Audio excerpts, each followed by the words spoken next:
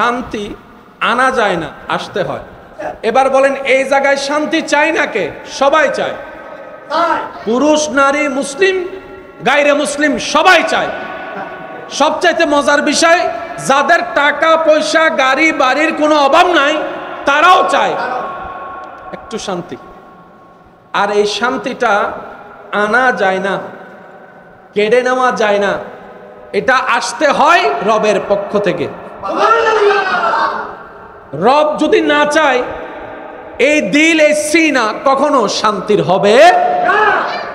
এই সিনাকে শান্তি করার জন্য যে মাধ্যম দিয়ে যেতে হয় এটার নাম হচ্ছে ইসলাম। তো বুঝবেন, আমাদের অনেক সময় বলা বুঝার মধ্যে একটু প্যাঁচ লেগে যায়। আমরা আমাদের মতো বুঝতে গিয়ে অনেক সময় ভালোটা না বুঝে খারাপটা বুঝে ফেলি। ইসলাম ধর্মের দরকারটা কি? এক কথায় বুঝবেন, ইসলাম ধর্মের প্রধান কাজ হচ্ছে শান্তি। কেমন শান্তি? মানসিক শান্তি। সুবহানাল্লাহ বলি। ইসলাম ধর্মের কাজ মানসিক শান্তি দেওয়া, শারীরিক শান্তি দেওয়া, মেন্টালি শান্তি দেওয়া, ঘরে শান্তি দেওয়া, সংসারে শান্তি দেওয়া, ব্যবসায় শান্তি দেওয়া, আত্মীয়তার বন্ধনে শান্তি দেওয়া, চাকরি ব্যবসায় শান্তি দেওয়া, বাহিরে শান্তি দেওয়া। শুধু তাই নয়, মরণকালেও শান্তি দেওয়া, কবর হাসরে জান্নাতেও শান্তি দেওয়া। এই শান্তি পাওয়ার মাধ্যমের নামই ইসলাম। বলে যাদের শান্তি দরকার তাদের ইসলাম দরকার। আরেকটু জোরে বলেন, ইসলাম কাদের দরকার? যাদের শান্তি দরকার তাদের ইসলাম দরকার। দুনিয়া এবং আখিরাতের সব শান্তি আল্লাহ ইসলামের ভিতর দান করেছেন। সুবহানাল্লাহ। সুস্থতার দরকার আছে না নাই? অসুস্থতার মধ্যে অশান্তি, সুস্থতার মধ্যে শান্তি। অসুস্থতা হলে ডাক্তারের কাছে যেতে হয়, ডাক্তারে দেখে পরামর্শ দেয়, ডাক্তারের পরামর্শ মতো চলতে হয়, ডাক্তারের দেওয়া ওষুধ খেতে হয়, তাহলে অশান্তি দেহ শান্তি হবে। একই জিনিসটা নিয়ে একজন মুসলমান যখন ইসলামের কাছে গেল, ও ইসলাম তোমার কাছে তো সব শান্তি আছে, আমার দেহের অশান্তি, এই এই রোগগুলো আমাকে কষ্ট দিচ্ছে, পরামর্শ দাও। তখন ইসলাম বলে, ডাক্তারের কাছে যখন গিয়েছো, চেক আপ দিয়েছে, আলাদা খরচ হয়েছে, এক এক ওষুধ এক এক কোম্পানি দিয়েছে, আলাদা খরচ হয়েছে, 3 দিন 7 দিনের 3 মাস 10 মাসের ওষুধ দিয়েছে, আলাদা আলাদা খরচ হয়েছে, তোমাকে অপারেশন দিয়েছে, আলাদা আলাদা খরচ হয়েছে। ইসলাম আমি তোমাকে যে সমাধান দিব সেটাতে তোমাকে 1000টা ওষুধ খেতে হবে না, নিয়ম মোতাবেক সুন্নত অনুসরণ করে কালো জিরা খেতে থাকো, মরণ ছাড়া সব রোগের ওষুধ কালো জিরার মধ্যে আছে। সুবহানাল্লাহ। তাহলে ইসলামের কাছে শুধু ইবাদত আছে যে তা না, চিকিৎসাও আছে। সুবহানাল্লাহ বলি। নিতে জানি নাই ব্যর্থতা আমাদের, ধরে রাখতে জানি নাই কমতি আমাদের। এবার বলেন, ডাক্তারের কাছে 10 রোগের জন্য গেলে ওষুধ দেয় 20টা, আর ইসলাম 10টা রোগের ওষুধ দিয়েছে একটা। জোরে বলেন একটা।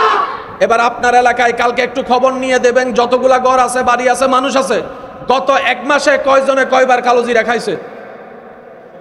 কালো জিরা জীবনে একবার হলেও খাইছেন এমন আছেন না? কালো জিরা কি মুখে লাগলে মিঠা লাগে না তিতা লাগে?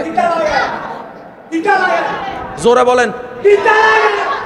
স্বাদটা একটু ভিন্ন। আমি বলছি আপনারা মিলাবেন। ওষুধের জগতে যেগুলো একটু কড়া ওষুধ বাচ্চারা খেতে চায় না, মুখ মেরে আসে, তখন মুরব্বীর একটা কথা বলে যে তিতা খাইলে মিঠা ভাইবা। ওষুধ খাইতে কষ্ট, তিতা, কিন্তু ভিতরে গিয়ে যেটা তোমার ভিতরে কাজ করবে, তোমার আর তিতা খেতে হবে না, ওই অসুস্থতা তোমার ভিতর থেকে চলে যাবে। বলেন না সুবহানাল্লাহ। এবার বলেন, ইসলামে কি শুধু নামাজ আছে নাকি ওষুধও আছে? আরো জোরে বলেন, নামাজ আছে না ওষুধ আছে? প্রত্যেকটা যতগুলা প্রশাসনিক দল আছে, বিভিন্ন দল, সবচাইতে বেশি মানুষ পছন্দ করে, সম্মান করে, ভয় পায় কোন দলকে? পুলিশ না আর্মি? আমি বলবো না, আপনারা যেটাই বলবেন আমি সেটা বলবো। পুলিশ না আর্মি? পুলিশও বাঙালি, আর্মিও বাঙালি, র্যাবও বাঙালি, আর্মিও বাঙালি, কিন্তু আর্মির প্রতি আপনার এত শ্রদ্ধা কেন? আপনি একটু খেয়াল করে দেখবেন, অন্যান্য ডিপার্টমেন্টের মানুষের চাইতে আর্মির মানুষের নিয়ম ভিন্ন, কানুন ভিন্ন, চলা ভিন্ন, ঘুম ভিন্ন, উঠা ভিন্ন, সব কিছু যে নিয়ম মেনে চলে, অটোমেটিক তার প্রতি আপনার শ্রদ্ধা চলে আসছে। আর্মির একটা নিয়ম কানুন সাজেশন আছে না নাই? বাদ রাতের বাদ কয়টায়, দিনের বাদ কয়টায়, ঘুম কয়টায়। যেমন আর্মিদের একটা নিয়ম হচ্ছে রাতের 10টার ভিতরে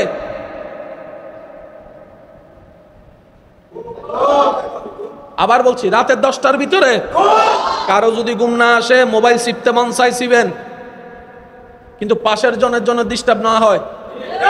রাতে 3টায় ঘুমলে মন চাইলে 3টায় ঘুমান, সমস্যা নাই, কিন্তু ফজরে ঠিক আজানের আগে উঠতে হবে।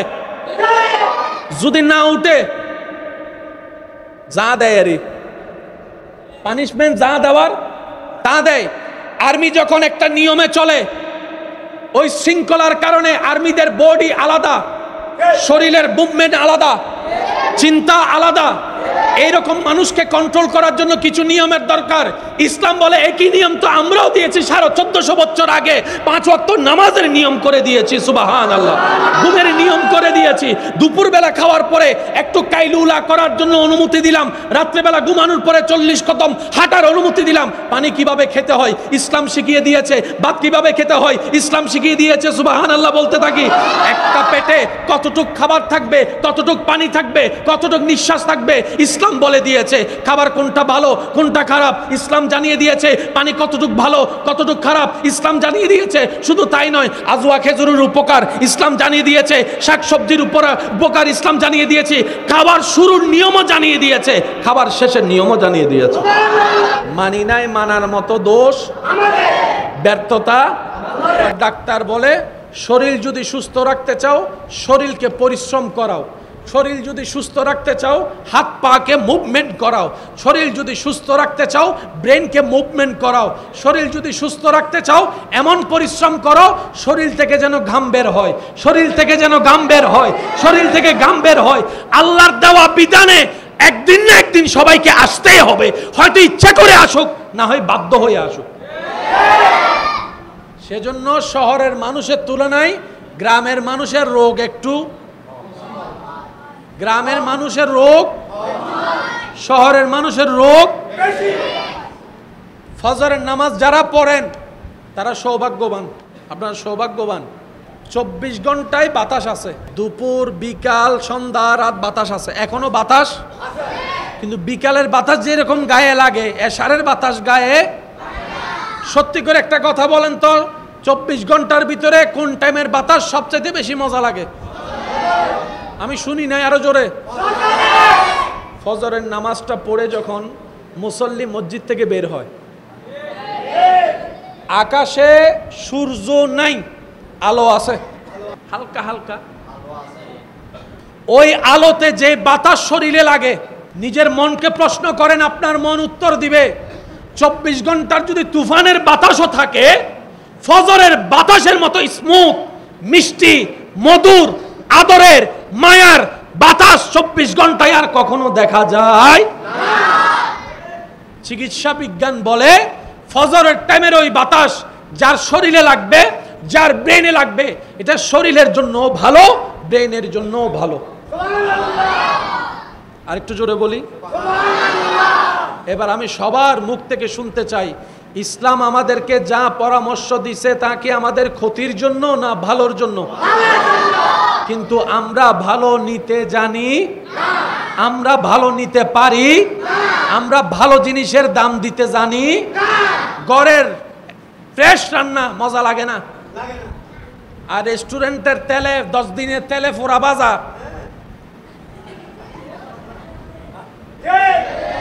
আওয়াজ দেন না ভাইয়া, ঠিক কিনা? নিজের মা, বোন, আপু ঘরে যা কষ্ট করে রান্না করে, টিপ তো দিও না, থ্যাংক ইউ দিই না। আর নিজের পকেটের টাকা দিয়ে রেস্টুরেন্টের ওই খারাপ খাবার খাওয়ার পরও টিপও দিয়ে আসে, থ্যাংক ইউ। আমি কি বুঝাতে পারছি? দোষ কাদের? আরো জোরে বলেন, দোষ কাদের? ভুল কাদের? নিজের পায়ে আমরা নিজেরাই কুড়াল মারি। দিন শেষে দোষ দিই আল্লাহরে। সত্যি কথা বলেন, দিন শেষে আমরা দোষ দিই কারে? ও আল্লাহ, তুই ভাইও না আল্লাহ গরিব আল্লাহ, আল্লাহ তাই কেন করলাম বান্দায় হত আল্লাহ আর তো ইয়েন গেই গু ইয়েন এন আল্লাহ হতে ইয়েন টিকে রেবেলের নিয়মও দিলাম, তো নিয়ম কেন মানুষ? আচ্ছা, শুধু একটা কথা বলি আপনাদেরকে, আমি মনে হয় আপনারা বিরক্ত করতেছি না, আপনাদেরকে কষ্ট পাচ্ছেন আমার কথায়। শরীরে যত রোগ হয় সব রোগের মূল বিন্দু হচ্ছে বলেন বলেন, সব রোগের উৎপত্তি মাথায় থাকবে ইনশাআল্লাহ।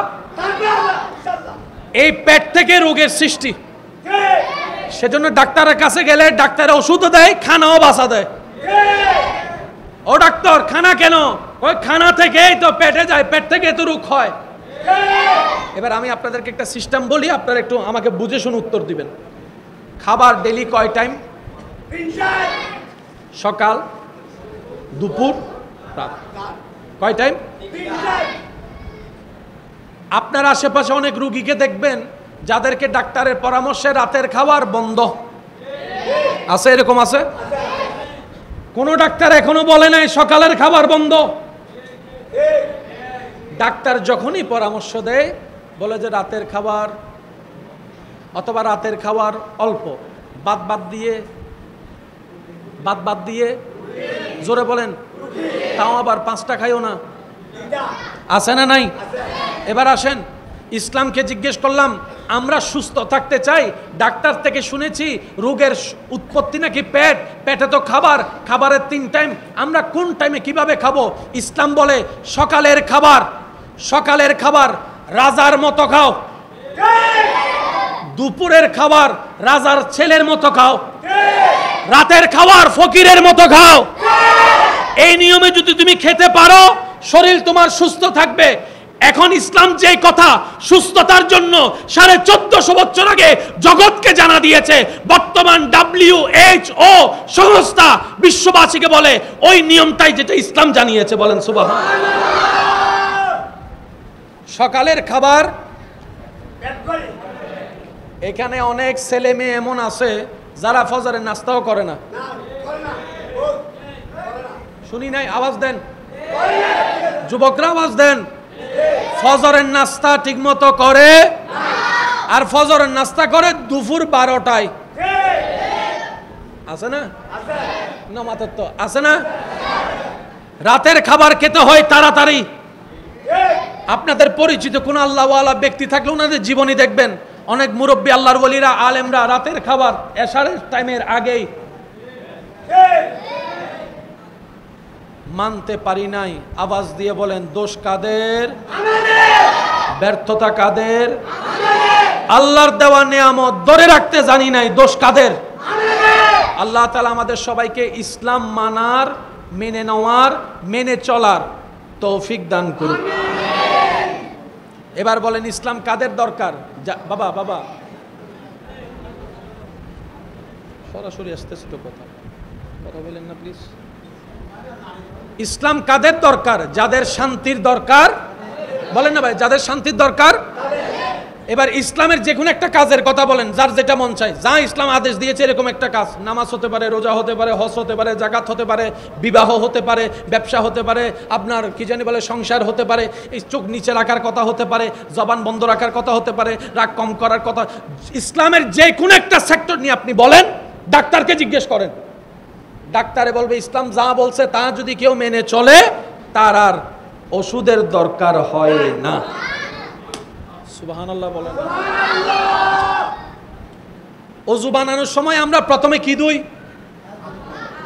কষ্ট না হলে একটু বলি। তারপর আমরা কি করি? বলেন না, কি করি? তারপর আমরা কি করি?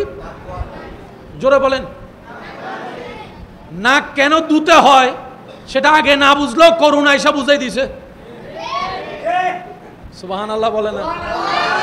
হাত কেন ধুতে হয় আগে না বুঝলো, মিস্টার করুণা হিসাব হাতে কলমে বুঝাই দিছে, দো দো দো। 1450 বছর আগে নবী বলছে। কয়বার? জোরে বলেন কয়বার? ডেলি কয়বার? 5 বারে 3 বার করে কয়বার? 3 ফাসা। বলেন 3 ফাসা। বুঝদারের জন্য ইশারাই যথেষ্ট। নবী বলে কুলি করো। ইয়া রাসূলুল্লাহ কিভাবে করব? এমন ভাবে কুলি করো যেন দাঁতের ফাঁকে ফাঁকেও কিছু যদি থাকে। সুবহানাল্লাহ জোরে বলি না। তারপরে নাকে, তারপরে মুখে, পানি দাও, জোরে বলেন। মুখে এবার বলেন এখানে দাড়ি আছে দেখা যায় কি যায় না? এখানে কেশ আছে, লোম আছে দেখা যায় কি যায় না? কিন্তু এইখানে লোম দেখা যায়, এখানে লোম দেখা যায়। আপনি যদি কোনো একটা ফেসিয়াল ডাক্তারের কাছে যান, উনি আপনাকে যে কোনো চিকিৎসা দেওয়ার আগে প্রথম একটা কথা বলবে, ভালো করে পানি দিয়ে মুখ ধো, ভালো করে পানি দিয়ে মুখ ধো।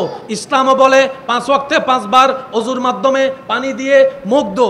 আপনি শুনলে অবাক হয়ে যাবেন, পানিটা যখন আমি চেহারায় দিই, এই পানিটা এখানে অদেখা কিছু কোষ আছে, লোম আছে, অণুবীক্ষণ যন্ত্র ছাড়া যা দেখা যায় না, ওই পানিটা যাওয়ার পরে কোষগুলা জাগ্রত হয়। সেজন্য যারা বেশি ওযু করে তাদের চেহারায় বেশি নূর আসে, সুন্দর আসে। সুবহানাল্লাহ। হযরত আব্বাস আলামদার নামটা একটু বলেন। হযরত আব্বাস আলামদার, ওনার সম্পর্কে একটু ইউটিউবে ফেসবুকে আপনি একটু সার্চ দিয়ে দেখবেন, ওটা আমি আজকে আর তুলছি না।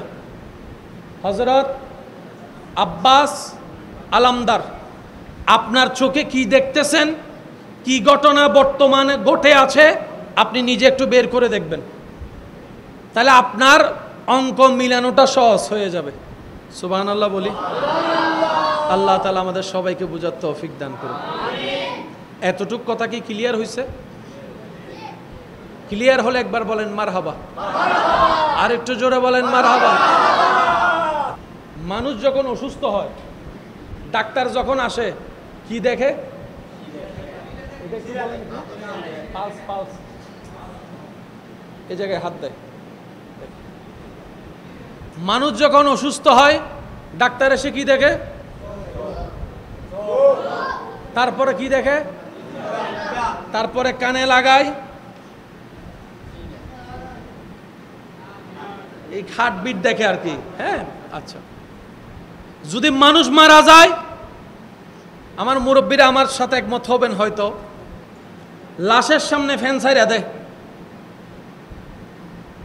আপনাদের এখানে করে? লাশ রাহা দেন না ফ্যান নসারে, তোকে মাথন না বাজি বজনের ফিরিজুত গাড়ি দেখে।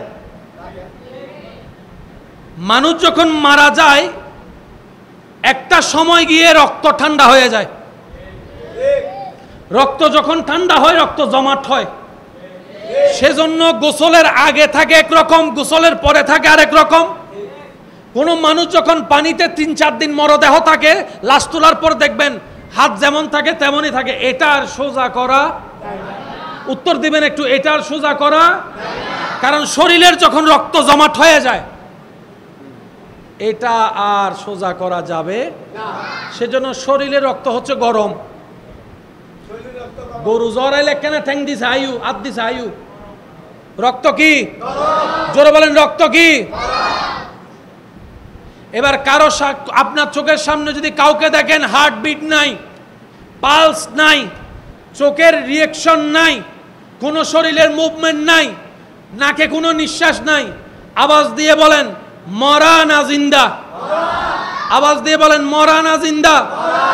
আপনার এলাকার ডাক্তার দেখে বলেছে মরা, চিটাং মেডিকেলের ডাক্তার দেখে বলেছে মরা, ঢাকা শহরের ডাক্তার দেখে বলেছে মরা, তার সম্পর্কে আল্লাহ বলতেছে জিন্দা। এবার আপনি বলেন কোনটা মানবেন, ডাক্তারের মরা নাকি আল্লাহর বলা জিন্দা? আগে এই জায়গায় একটু ক্লিয়ার হই, মরা মানবেন না জিন্দা মানবেন? জগতের সবাই বলতেছে সে জিন্দা, আল্লাহ বলতেছে মরা। এবার বলেন কোনটা মানবেন? একটু আওয়াজ দেন না ভাই। সবাই একমত তো? একমত। উহুদের জমিন, রাসূল পাক সাল্লাল্লাহু আলাইহি ওয়াসাল্লামের চাচা, শুনি না, দুশমনে দুশমনি করেছে, নিজের চাহাত আদা করে নিয়েছে, বিতুর মতো সবার আড়ালে আঘাত করেছে, কলিজা ছিঁড়ে চিবাই খাইছে, কান কাটা, বুঝার জন্য বলা, নাক কাটা, গলার কণ্ঠনালী কাটা, রক্ত বের হয়ে শেষ, কলিজা চিবাই খাইলো, পালস বন্ধ হয়ে গেল। মাশাআল্লাহ, নারে তাকবীর, নারে রিসালাত, নারায়ে গাউসিয়া।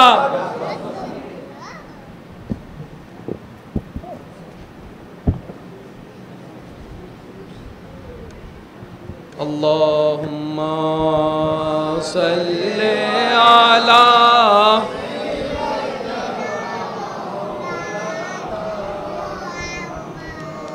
ওয়া আলা আলি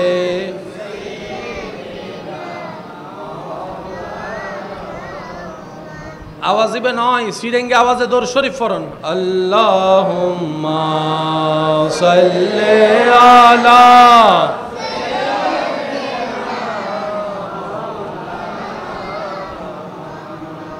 ওয়া আলা আলি সাইয়্যিদিনা মাওলানা। আজকের মাহফিলের সম্মানিত মান্যবর উদ্বোধক উস্তাজুল উলামা মুনাজির আহলে সুন্নাত বিশিষ্ট মিডিয়া ব্যক্তিত্ব হুজুর আল্লামা ডক্টর মৌলানা আনোয়ার হোসেন আল কাদেরী মাদ্দাজিল্লুহুল আলী হুজুর আমাদের মঞ্চে তশরিফ এনেছেন। সবাই স্বাগতম জানাই, একবার বলি মারহাবা। আল্লাহ হুজুর সহ সকল আকাবির আহলে সুন্নতের হায়াতে হাজার হাজার গুণ বরকত দান করুক, আমিন। যারা আমাদের থেকে বিদায় নিয়েছেন আল্লাহ পাক সবাইকে রফে দারাজাত দান করুক, বলে আমিন। হুজুর এসেছেন, আমি আর দীর্ঘায়ু করব না, একদম মনোযোগ মুক্তাসার কথা বলে শেষ করছি। জগৎ বলে মরা, আল্লাহ বলে জিন্দা। মুসলমানে মানবে আল্লাহ যেটা বলে। জগৎ বলে একদম জিন্দা, রব বলে যে মরা, মুসলমানে মানবে আল্লাহ যেটা বলে। আমি বলবো, আপনারা একটু উত্তর দিবেন। পালস বন্ধ, মরা। হার্টবিট বন্ধ, বলেন না। কলিজা বের হয়ে গিয়েছে, আতুরি বের হয়ে পড়ে আছে, কণ্ঠনালী কেটে গিয়েছে, রক্ত শিরারক সব ছিঁড়ে গেছে, শরীরের রক্ত সব বের হয়ে গেছে। ডাক্তার বলে মরা, জগৎ বলে মরা, কম্পিউটার বলে মরা, ইসিসি বলে মরা, চোখ বলে মরা, ব্রেন বলে মরা। রব বলে ওয়ালা তাকুলু লিমান ইউকতালু ফি সাবিলিল্লাহি আমওয়াত বাল আহইয়াউন ওয়ালাকিন লা তাশউরুন। এ জগৎবাসী, আমার হামজারে মরা বইল না। সুবহানাল্লাহ, আরো জোরে বলতে হবে। আল্লাহ, আমরা দেখতেছি ওনার হার্টবিট, ওনার পালস। আল্লাহ, ইসিসি করাই দেখছি, ডাইরেক্ট সোজা লাইন। আল্লাহ, কম্পিউটার বলে মরা, বড় বড় ডাক্তার বলে মরা। রব বলে যে এটাই তো পরীক্ষা। তুই কি চোখের দেখা মানবি নাকি আমি রবের কথার চোখ বন্ধ করে বিশ্বাস করবি? আমি তো সেটাই দেখতে চাচ্ছি। যদি সব জায়গায় ব্রেন খাটাস তাহলে আমি রবের প্রিয় হতে পারবি না। মুসলমান কারা রবের ব্যাপারে যে চোখ বন্ধ করে বিশ্বাস করে? জগৎ বলে সম্ভব না, আল্লাহ বলে যে আমি করে দেখাইছি। মুসলমানে বলবে কেউ মানুক না মানুক, আমি মানছি, আমার আল্লাহ করতে পারে, আমার বিশ্বাস আছে। সবাই বলে মরা, আল্লাহ বলে, বলেন না, আল্লাহ বলে জিন্দা। কলিজা টলিজা কিচ্ছু নাই, আল্লাহ বলে জিন্দা। লাগছেন একটা ফ্যাঁস। মনে রাখবেন, আমাদের বুঝ দিয়ে ইসলাম বুঝা সম্ভব। আল্লাহর কুদরত বড় চমৎকার। আমরা জিন্দা কারে বলি?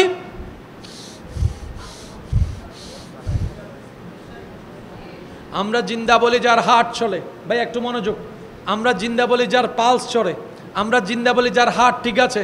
আমরা জিন্দা বলি যার ব্রেন ঠিক আছে। আমরা জিন্দা বলি যার নিঃশ্বাস ঠিক আছে। আমরা জিন্দা বলি যার রক্ত গরম আছে। আমরা জিন্দা বলি যার অল বডি ঠিক আছে। ওদেরকে আমরা জিন্দা বলি। মনে রাখবেন, এটা আমাদের চোখের জিন্দা। আল্লাহর রহমতের দৃষ্টিতে জিন্দা মানে নিঃশ্বাস চলা নয়। রব বলে যে যার জীবন আমি রবের প্রেম, আমি নবীর মুস্তাফার প্রেম দিয়ে কাটবে, ওই প্রেমিকরা মরার পরও জিন্দা। আর যার ভিতরে আমাদের প্রেম নাই, তারা জিন্দা থেকেও মরা। আমাদের জিন্দা মানে পাল চলতে হবে, রবের দৃষ্টিতে জিন্দা মানে পাল চলতে হবে না, দিলের প্রেম জ্বলতে হবে। সেজন্য শহীদরা কার প্রেমে মারা যায়? ভাই আওয়াজ দিয়ে বলেন, কার প্রেমে? আল্লাহর প্রেমে যারা মরে তাদের সেই ঈমানি, সেই হার্টবিট চলতেই থাকে, চলতেই থাকে। বলেন না সুবহানাল্লাহ। তাদেরকে মরা বলা যাবে। আমাদের অনেক ভাইরা মনে মনে চিন্তা করে কবরে জিন্দা থাকে কেমনে, কিছু বলে না।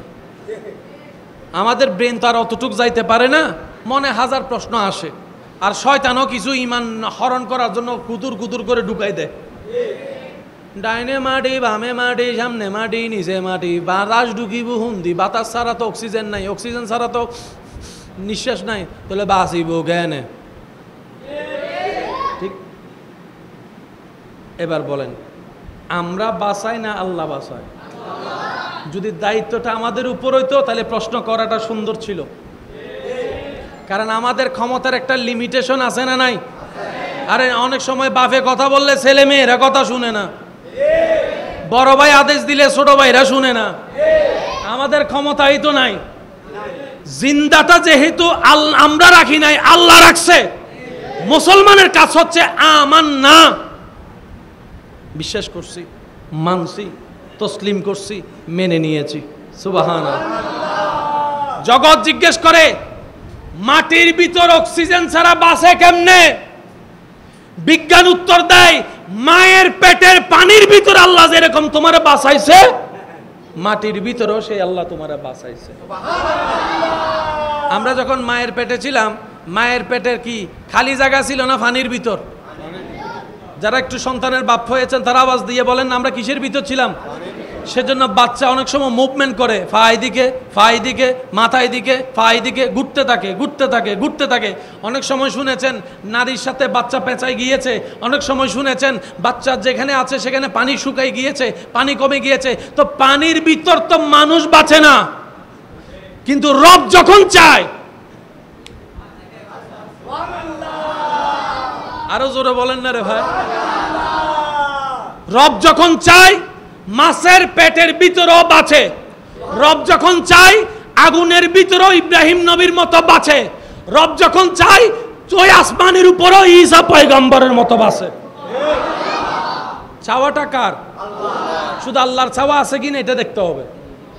আল্লাহ যদি এখন চায় এই আমি অমুক রে, এই এলাকার সবচাইতে খারাপ মানুষকে আমার বন্ধু বানাই ফেললাম, ওলি বানাই ফেললাম, বেলায়ত দিয়ে দিলাম, আপনি আমি বিরোধিতা করে কোনো লাভ আছে? জোরে বলেন, লাভ আছে? এখতিয়ার মর্জি কার? আওয়াজটা একটু বড় করে দেন, কার? সেই আল্লাহ আমাদের জন্য পছন্দ করে সাজিয়ে যে ধর্ম দিয়েছেন, সে ধর্মের নাম হচ্ছে ইন্নাদ্দীনা ইনদাল্লাহিল ইসলাম। আল্লাহ আমাদের সবাইকে 5 ওয়াক্ত নামাজ আদায় করার তৌফিক দান করুক। আওয়াজ একটু বড় হবে। বড়দেরকে সম্মান, ছোটদেরকে স্নেহ করার তৌফিক দান করুক। সম্মানিত ভাইয়েরা, আবদার করে একটা কথা বলে যাই,